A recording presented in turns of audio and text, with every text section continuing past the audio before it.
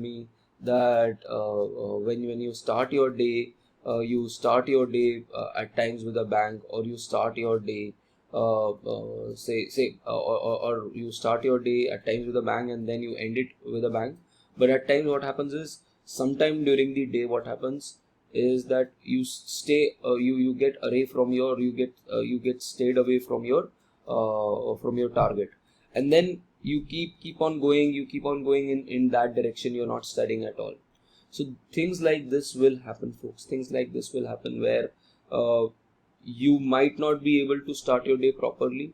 There will be times when even in terms of eating, in terms of your in terms of your studying, you'll not be able to start your day properly. But you need to have control over your emotion. At times ये होता है कि हम पढ़ने बैठते हैं और हम नहीं पढ़ पाते हैं, और उसके बाद हमें लगता है कि पूरा दिन ही जा रहा है. But that is where you need to control your emotions. That no, I am in power, I am in control of my emotion. I need to identify what I'm going through, what kind of emotion I'm going through, understand it, rationalize, and that is the essence of emotional intelligence. Understanding your emotions, understanding what you are going through, and then reflecting, and then taking a course correction. So don't be the idea of the day is, don't be a servant to so don't be a servant to your whims and your own whims and fancies. Okay. So try to have that kind of control, but at the same time, don't be a control freak. That no, everything needs to be controlled. No, मतलब कहीं जाना है, कहीं important चीज़ है, कई लोग होते हैं कि वो fundamentalist हो जाते हैं कि नहीं, मतलब I am drawing a line, I will not do it, I will not enjoy. You can't live a hermit life as well, because if you start doing that, your productivity will again go. So don't be a fundamentalist कि नहीं, I will not enjoy my life, but at the same point of time, don't be an individual जो सिर्फ उसी में चले जा रहा है. You need to have a balanced view of life. You need to have some kind of outlet for your emotion, but at the same point of time, you can't continuously feed into that emotion. Let me give you a small analogy before I start our meditation. It's something like, in a week you need 2-3 meals of cheat meals. You understand cheat meals, where you can enjoy anything that you want. You want to reward yourself that this is what I have done, and I've been able to do that for some time. I've been able to maintain my health. I'll allow my body to for that thing. So that is something that you want. So, but at the same point of time, if you start your day with the cheat meal, that does not become a cheat day. It should not become a cheat day that your entire day goes like that. It can be 2-3 hours. It can be a movie. You can go for an Oppenheimer movie. It will freshen you up. So that kind of discipline is required. You give that discipline to yourself. Train your mind to be disciplined, and things will come your way.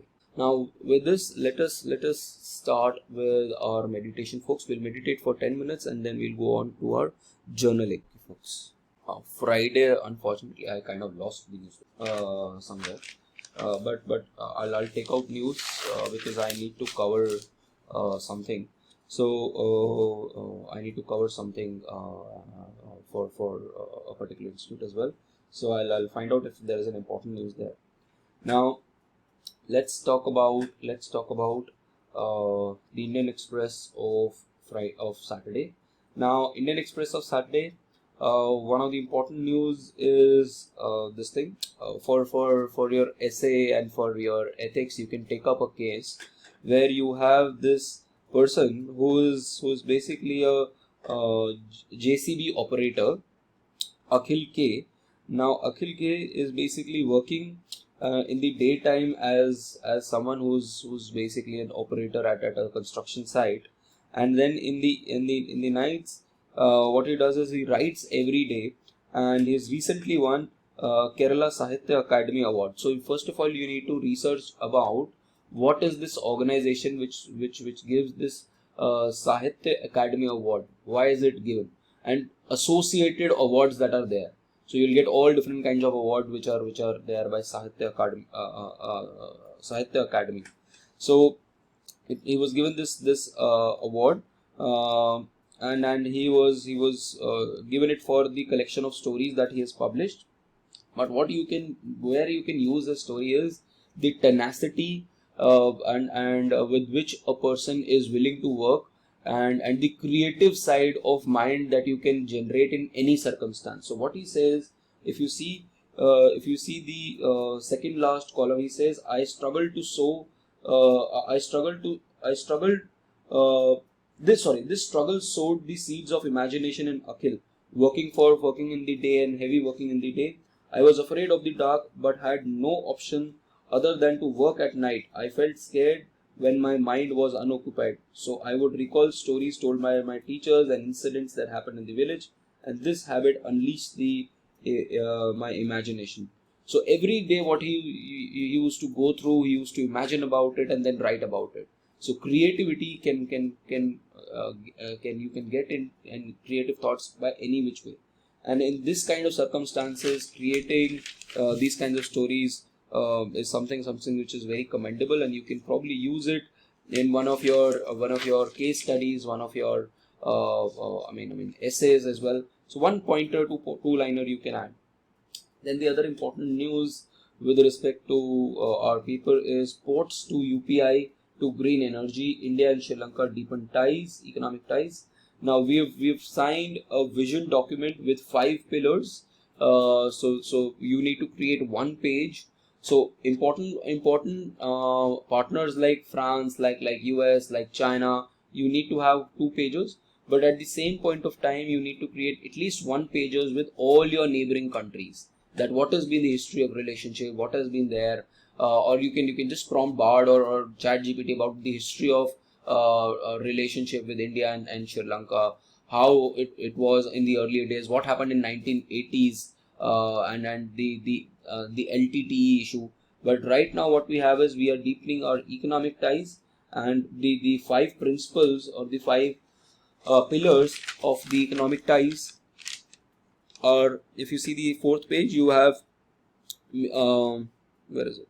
Yeah, the 3rd column, the 5 pillars are your maritime connectivity. Basically more number of ports, more number of ferries going from Sri Lanka to India, carrying more trade.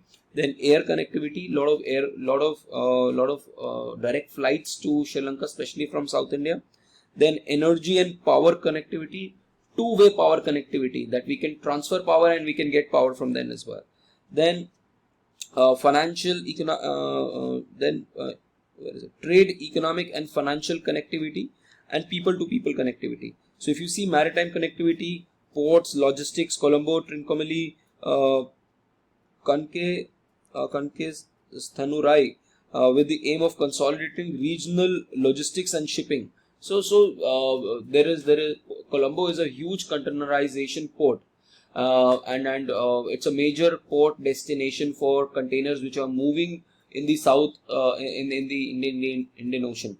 So having more relations with them, having more operational relations with them will help us in our logistics as well.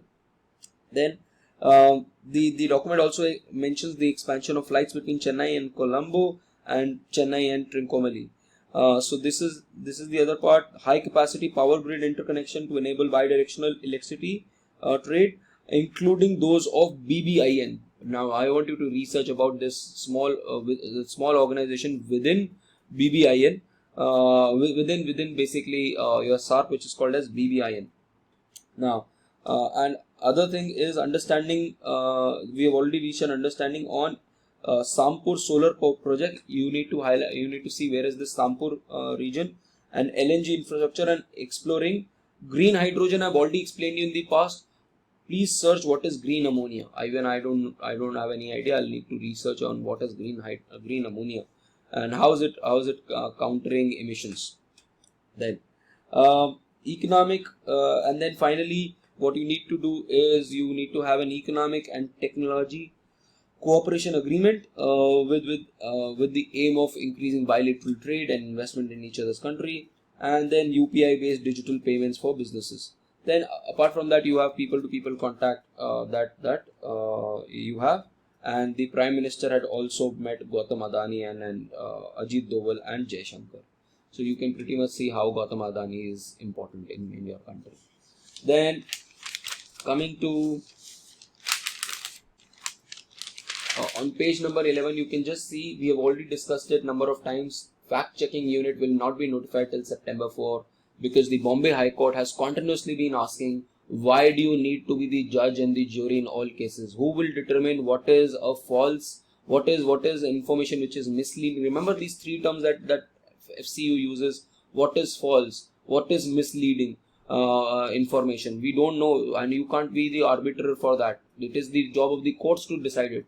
And already you have this thing PIB to check information. Why do you need special powers to basically to declare anything which you say is false information? Then next is go to page number 12, editorial.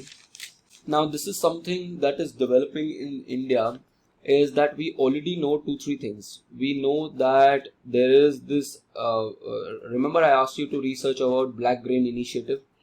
That means because of which the supply of grains from Ukraine to the world is now going to decrease. But at the same point of time, Russia is going to export the maximum amount of wheat to the world.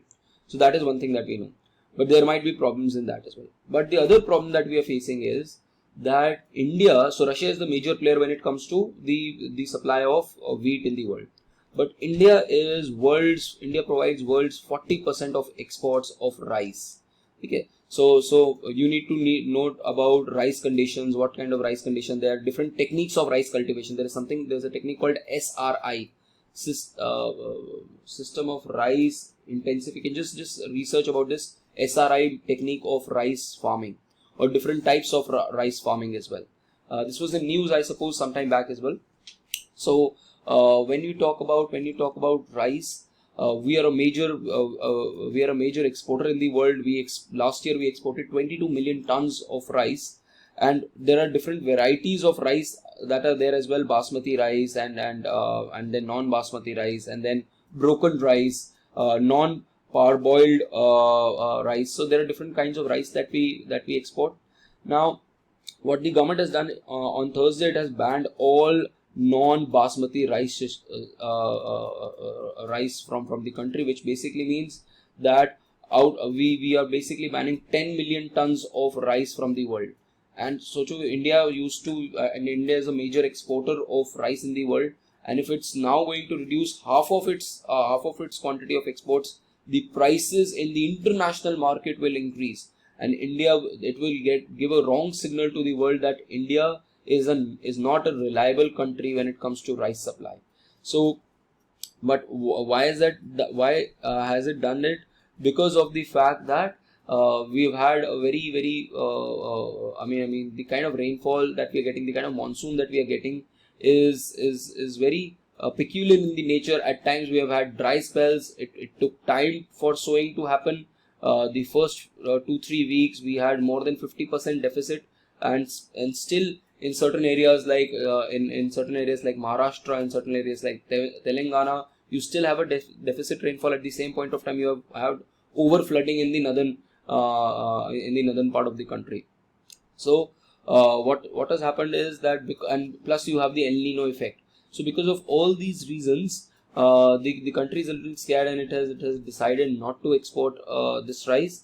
And you can see that the importance of India in the rice market is the same like the importance of palm oil. For palm oil, how important is Indonesia and Malaysia. And during the time of COVID, we were criticizing Indonesia and Malaysia for not exporting palm oil, because we import a lot of palm oil. So similarly, imagine that India is a major exporter of palm oil, of rice, and we are not going to export it. Wouldn't the world criticize us?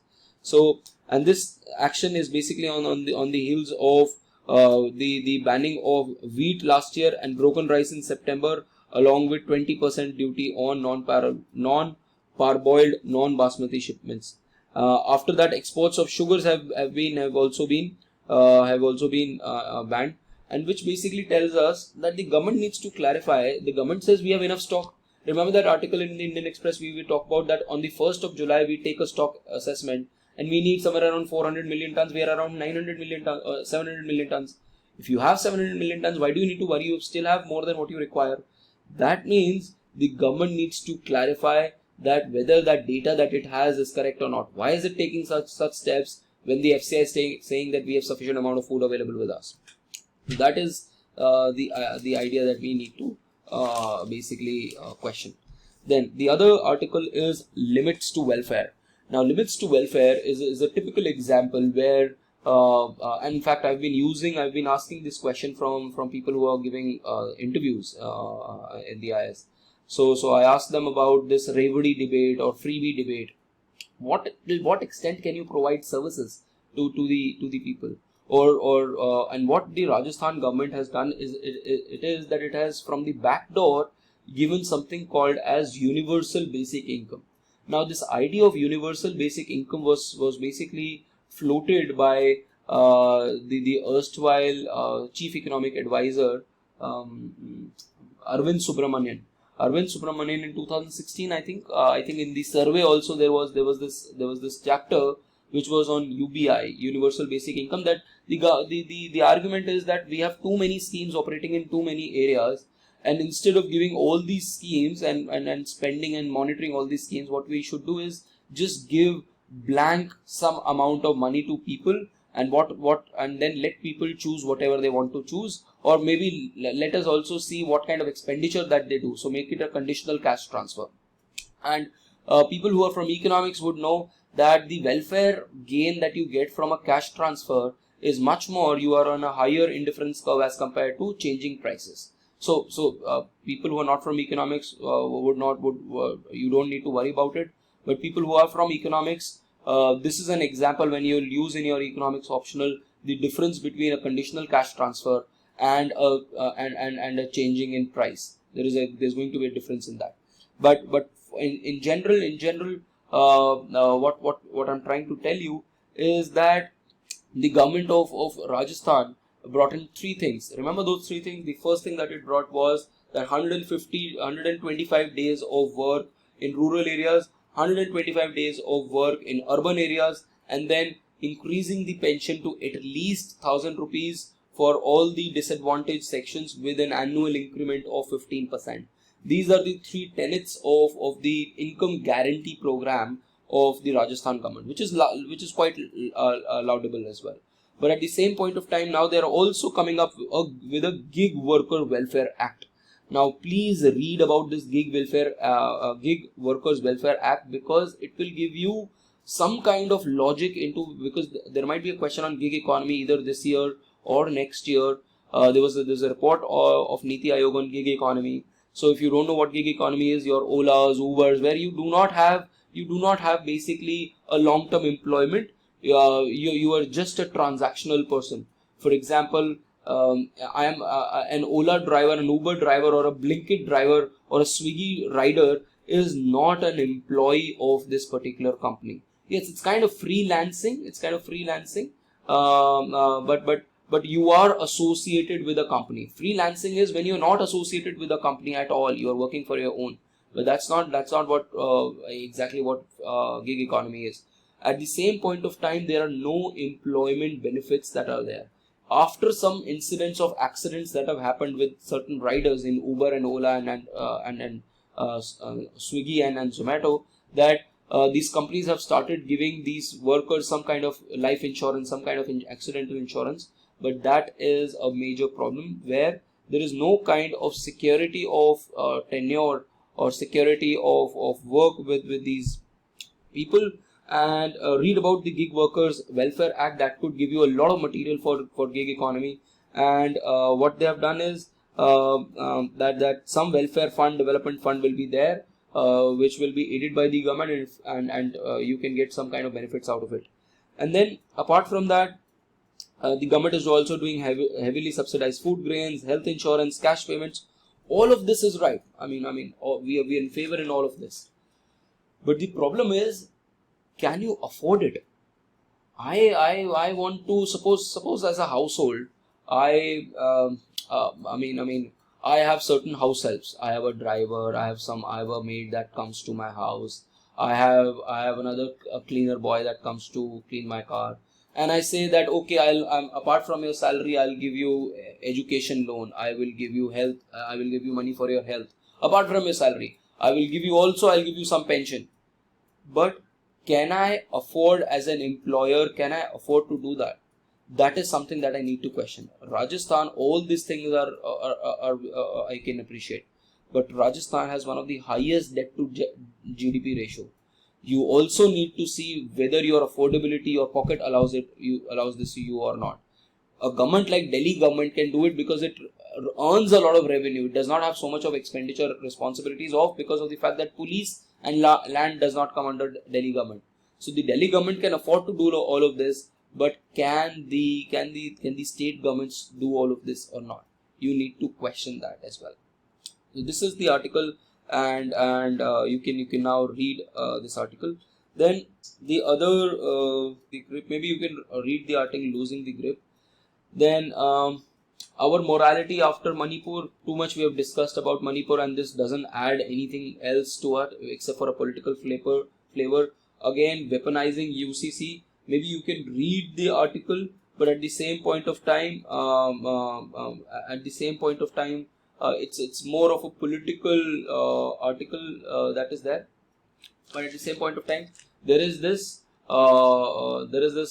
quotation given on the top of the page, worldly wise. It is not the size of the dog in the fight, it is the size of the fight in the dog which matters. Okay, so at times, and I'll give you a small example for this. Okay, and whenever you can use this quote and then the analogy whenever you are trying to explain something in ethics or in essay. In 1905, there was something called as Boer Wars, BOER, Boer War, in which Japan as a country, a small country like Japan, defeated Russia, a huge country, in this war. So which shows that it is not the size of the dog that matters, it is the size of the fight in the dog. You have to fight within yourself, and if you're able to fight off your demons, you can win anything. And maybe another example is how Afghanistan, Vietnam was. I was coming to Vietnam War, Afghanistan War. Afghanistan is one country that no one has ever come to win. Be it Russia, be it US, no one has ever won the traditional people. I'm forgetting the name, Pathans and this entire belt. So this has been a graveyard. This has been a graveyard for a lot of civilizations. Then guerrilla war. By the way, guerrilla warfare is based on this philosophy. Guerrilla warfare is basically when you hide. Naxals use this. That when you hide in the forest or you hide in areas and then you attack and then come back and hide. So that's the philosophy that you use. Then wonderful article written by Menaka Guruswamy. Now this article is Chatbots with Socialistic Values. Now this is something that you need to read and you need to follow this development carefully, because the entire world is trying to regulate the AI. Now and especially in the age of generative AI, this Bard and your ChatGPT is an example of generative AI. What is generative AI? Where artificial intelligence is able to create pictures, audio. It can give you text as well. You just tell it what to give and it will give an output for you from the information that it's trained on. And this is based on large language models. A very large amount of information has been given, and you put in some language and it will give you some output. Now the idea is to regulate this particular domain, regulating AI per se. So for regulating AI, suppose let's say I am a white supremacist. So you understand what a white supremacist? Someone who says that whites are a superior class as compared to brown people, as compared to black people. Suppose I am a racist person and I am making an AI. I'm making an AI software. What will happen is my AI software will be biased towards the whites, and it will be discriminating the blacks or the other colored people. Suppose if I have strong Brahmanical values, I believe in the caste system, I believe in caste discrimination, and as a researcher I try to build an AI system. The AI system will also have this discrimination in itself when it's going to release information. So the AI also takes up from who is basically what is the kind of information that is available. If the kind of information that is fed into an AI is discriminatory, the output will also be discriminatory as well. So that is where we need to regulate the AI industry, and there have been a number of steps. Now EU is doing it, US is doing it, and you need to read about how to regulate, what are the regulations that needs to be done. And we were already late into the game when it came to digital data protection. All of these countries had this digital data protection 5 years, 7 years ago, and we are doing it right now. We cannot be late with respect to AI now. Now, why is this a news? Because China has come up. If you see the second paragraph, or let's see the first line also. Will an ideology influence artificial intelligence? Will Marx, Mao, or Ayn Rand also shape AI just like they have shaped the human minds? Of course, it does that. Or the state is likely to control the only ideology that AI will have, that is statism. Now, this is what China is trying to do. China is saying that if you are going to use a generative AI in our country, it has to conform to the values of the Chinese system. Now, in China, you are not allowed to speak. Against the Chinese government, the Communist Party. You are not allowed to speak about religion. So you're not allowed to have that free speech in general. You can't write anything on social media.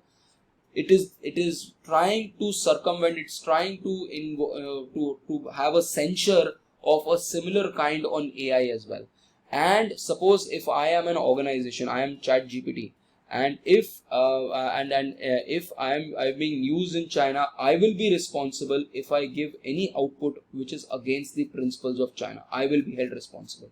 I can be put to jail if the output is something which is not conforming to Chinese values. And that is what China is trying to regulate. China is saying that first, your AI should comply with the values of the Chinese system. B, whatever information that you are going to give, we want to scrutinize it before you release it to the public. So they are trying to regulate AI, but the question is, can AI be regulated at all? Once this genie is out of the bottle, you cannot regulate, because it will keep on learning from whatever information is there in the world. So can it actually be regulated?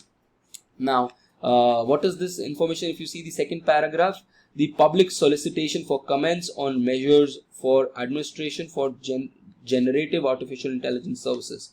So what is this? Generative artificial intelligence intelligence refers to technologies that generate text, pictures, sounds, videos, codes, and other content based on algorithms, models, and rules. So all of this can be done by generative AI. In fact, ChatGPT 4 comes up with an assistive tool of coding.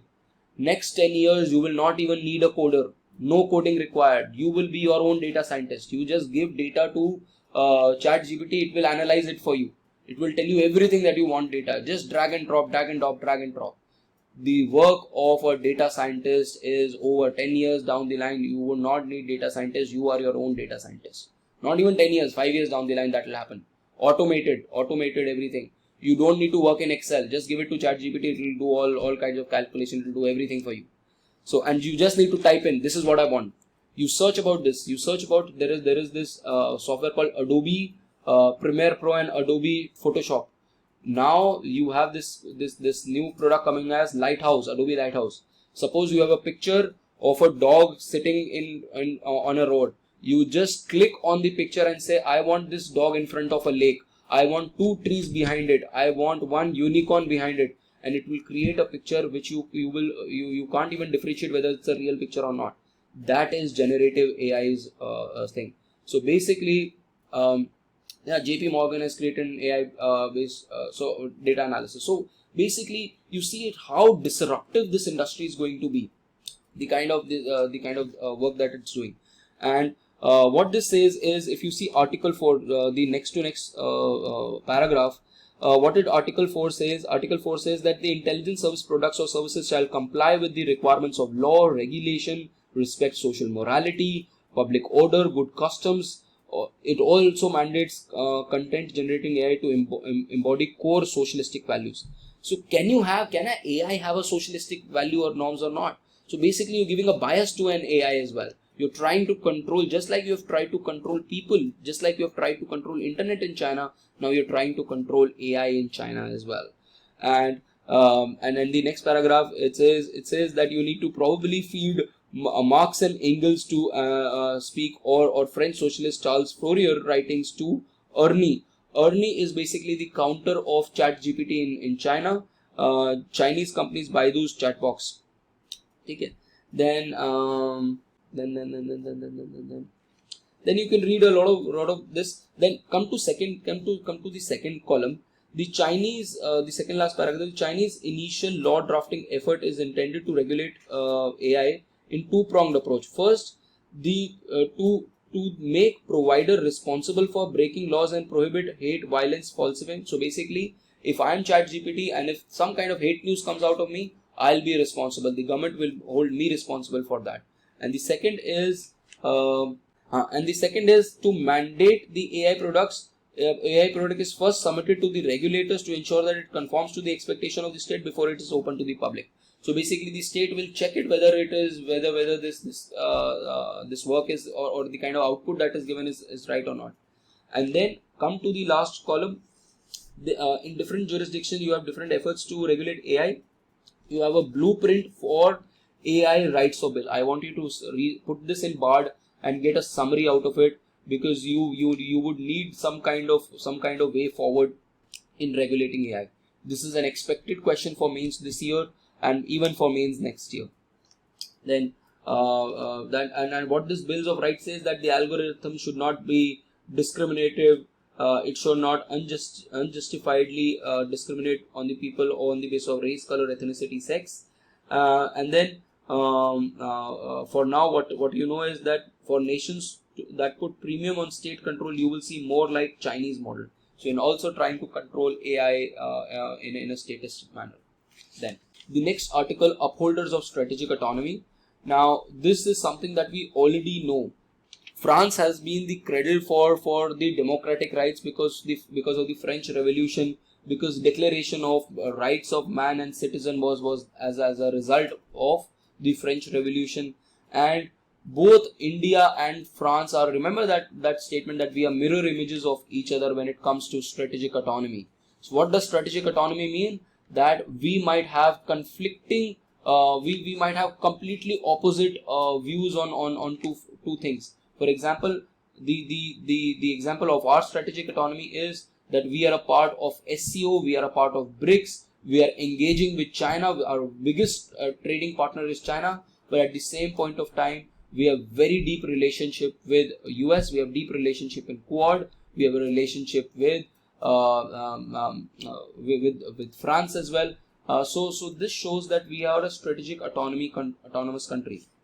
The first column talks about strategic autonomy. We have already discussed. I've already told you what did Macron say in China when he went for that China tour, and he said that we are not vassals of American policy. We should not be caught in the crossfire of American-Chinese trade war.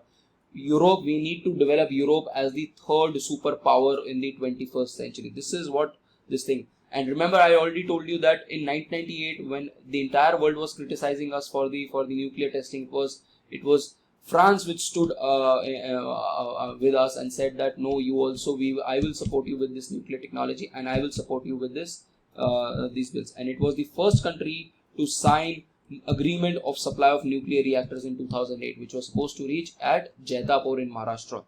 Then what is multipolarity? And now strategic autonomy requires that you need to understand the concept that there is multipolarity. Now, what does this multipolarity mean? That the world has multiple stakeholders, multiple states, non-state actors, companies like ChatGPT is an example of multipolarity. Google, Facebook, all of them are major players in the world, and so we need to operate in this multipolar world, and that is a reality that we have. Then it talks about global South, and it's not merely a geographical or economic idea. It is much more than this. It's also a philosophy in itself, and how India is basically supporting this idea of global South in the G20. So this is the entire article. You can read this article, read the last two paragraphs as well. We've already done the 3 pillars of India-France relationship. Remember, security and sovereignty a pillar. The second pillar was what? The second pillar was global commons, and the third pillar was people to people, cultural, all other things. Okay, so you need to remember that. Then another article for you, late perhaps not little. So what this article is talking about is the power of PIL and how Supreme Court was basically found on the back foot with respect to basically protecting the rights of Manipur people during the last 2 months. A PIL was filed on the 6th of May this year with respect to the Manipur violence, and at that time the Supreme Court did not intervene into it. But now, after seeing those horrific videos, the Supreme Court has taken up the cause.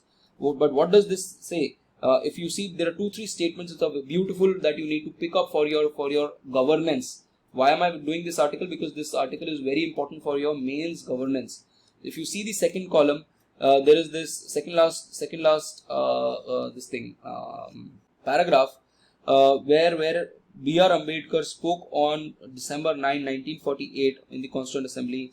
If I was asked to name any particular article in the Constitution as the most important, I would I would not ever refer to any other except this one, which is Article 32, the writs that are available with the general public.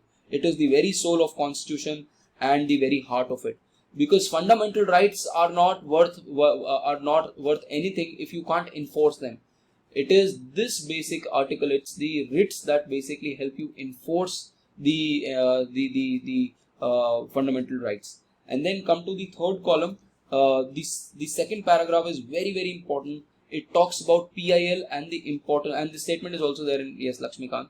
And if you see this PIL, the compulsion of judicial innovation of the technique of public interest action is a constitutional promise of a social and economic transformation to usher in an egalitarian social order and a welfare state. More importantly, the court is not merely a passive, disinterested umpire or an onlooker, but has a more dynamic, positive role with the responsibility of organization of proceedings, molding of relief, and also supervising implementation of thereof. Indeed, the relief is positive, implies affirmative action of decision, and are not one-shot determination but ongoing implications. Remedy is both imposed, negotiated, and quasi-negotiated. This is from a case called Sheila Barse versus Union of India, and this is the essence of PIL, that the judiciary is not dispassionate. The judiciary is not dispassionate. I will only see what is right, what is wrong. The judiciary can take suo motu action, can take suo motu. So if you have an issue, you can write a letter to the Supreme Court and it can take it up. This was the innovation that happened with I'm forgetting the name of the justice. I think Justice Bhagwati started it in 1970s. He was the father of PIL in India, and some prisoners in Bihar wrote to the Chief Justice about the conditions in jail, and then the Supreme Court took action. So basically what we are trying to say is that Supreme Court also has a welfare role, has a positive role, has an egalitarian role. Wherever the government is not able to work, the court, the judiciary can come into play. And this is also what is being Justice Bhagwati, yes. This is also what is being reinforced by in the last paragraph of this article. The principle of constitutionalism is now a legal principle which requires control over exercise of government power to ensure it does not destroy its own democratic principles upon which it is based. This democratic principles include protection of fundamental rights, the principle of constitutional advocates, checks and balances model of separation of powers. So constitutionalism basically means that the government cannot destroy on which it is built, and the Supreme Court will come into action if the government tries to destroy its own powers. So, and this is given by I.R. Coelho versus State of Tamil Nadu. It's a very important case with respect to Schedule 9.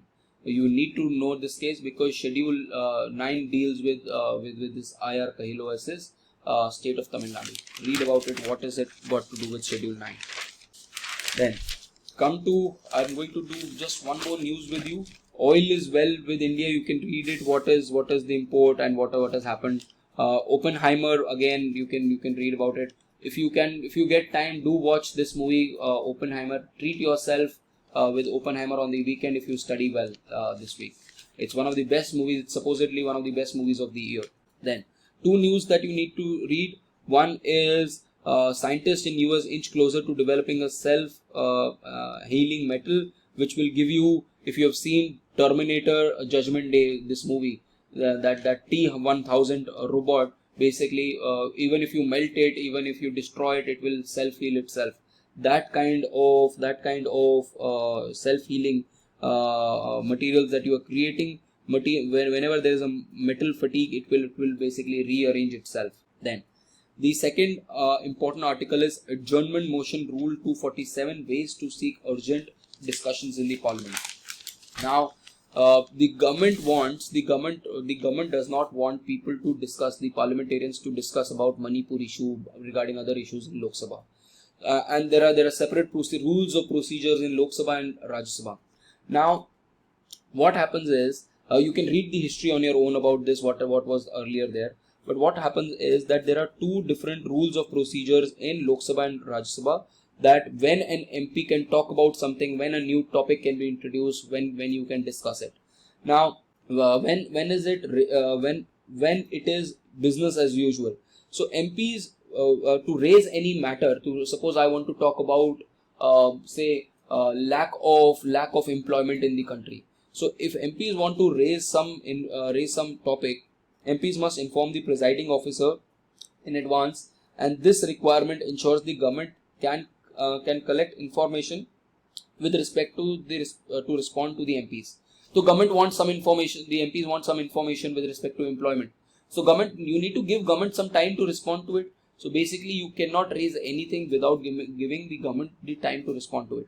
Then, suppose the government also has an agenda of bills and budget. It is also required to give advance information to MPs to basically prepare for themselves. So before this launching of a session, what happens is the parliament gives the MP, or the government gives the MP, all MPs, that this is what we are going to talk about in this entire session. You can prepare your own notes of this, and this is what the work of a LAMP fellow is.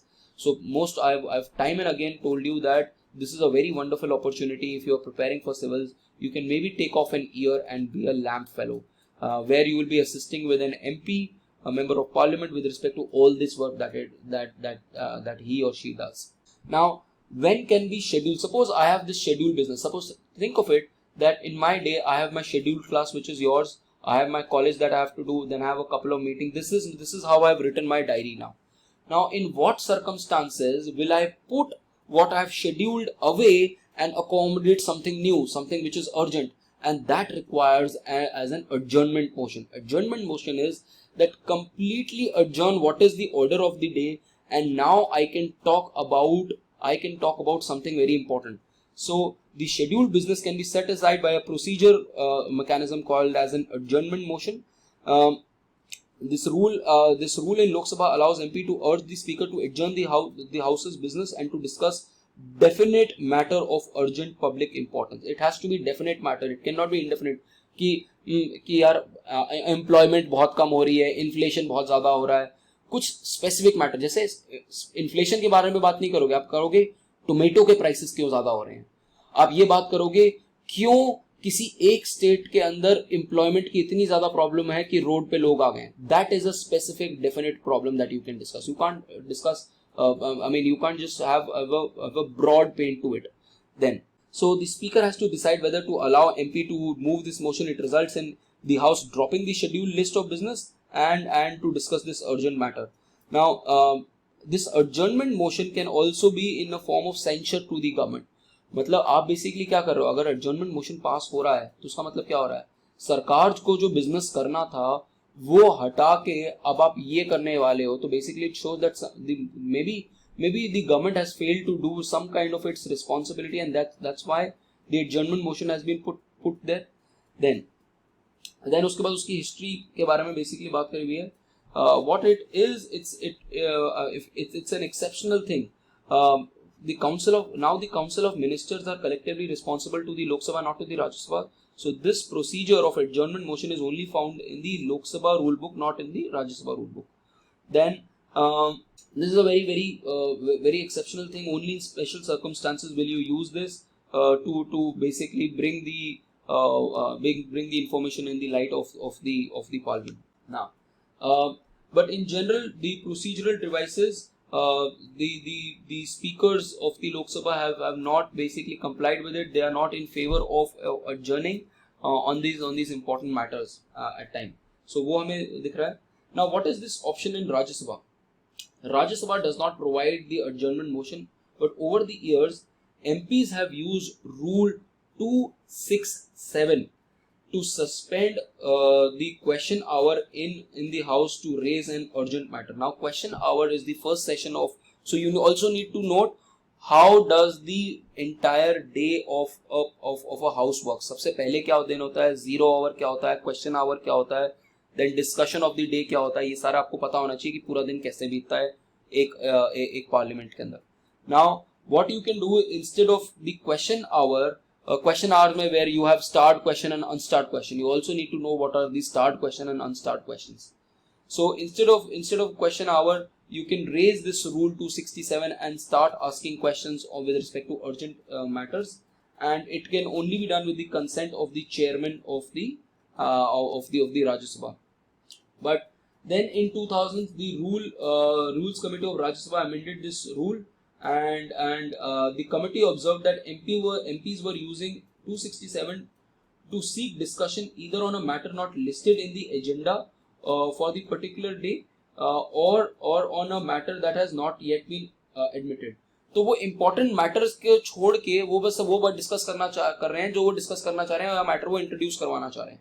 The committee recommended that an amendment to Title 267 to only allow suspension of a rule for a matter related to business listed before the council of the day. It also added a provision that if an existing procedure allowed for suspending of rules, like suspension of question hour is already there. There is this rule in the Rajya Sabha that you can suspend the question hour. Then MP could not use 267. So now 267 can only be used to suspend a rule to take up matters that are already listed in the business. So if you can use only 267 to raise those questions which are already listed for the day, you cannot use 267 in Rajya Sabha as a measure of adjournment to basically raise any particular issue. This is a little bit important from the polity point of view, more importantly from the prelims point of view rather than mains. So this is about our discussion, folks. There's nothing on economics or anything very important from the world news. Now we will meet tomorrow, folks. We'll meet tomorrow and we'll cover Monday's newspaper. And I'm already planning to set up that team. So we will now have articles in my shared screen, so that you can also simultaneously see the article that I'm talking about. Okay, that will also help you in terms of seeing what I'm talking about. Okay, chalo. Thank you very much. I'll see you tomorrow at 6 AM, folks.